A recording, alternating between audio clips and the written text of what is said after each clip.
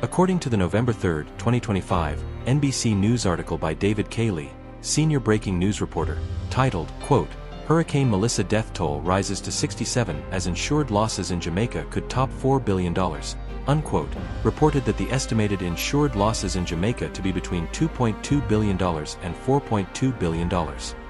Can the U.S. government alone fulfill the divine command issued by Karriem Allah, where he required them, on behalf of Almighty Allah, quote, to help the people of the Caribbean overcome the devastation caused by Hurricane Melissa? Unquote. Overcome, in this context, means to prevail over the destruction caused by this hurricane, especially the immense toll on the people of the Caribbean.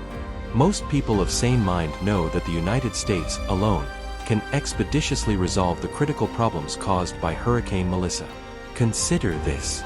Recent analysis shows that the United States government provided Israel with approximately $21 billion in aid, specifically for the destruction of Gaza and the people living there, and not for the improvement or renovation of it.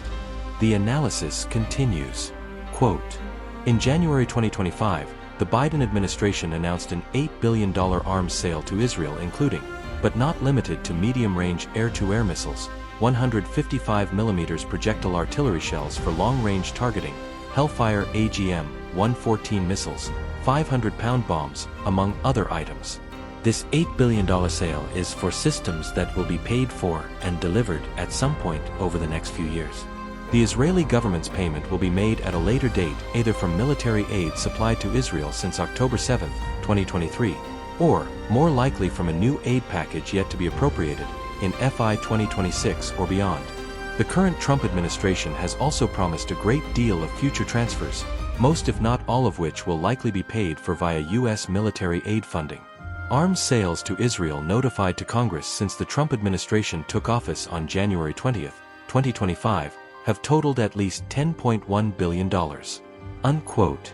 Still according to the NBC News November 3, 2025, article previously mentioned, the U.S., quote, has pledged at least $11 million to support the relief efforts, according to a statement on Sunday from by Scott Renner, who serves as charge d'affaires for the embassy in Jamaica. Unquote. Without an ounce of shame, the embassy statement includes, quote, the United States stands with the people of Jamaica, unquote. Again, does the U.S. government have the funds to restore the Caribbean, which was devastated by the Melissa hurricane?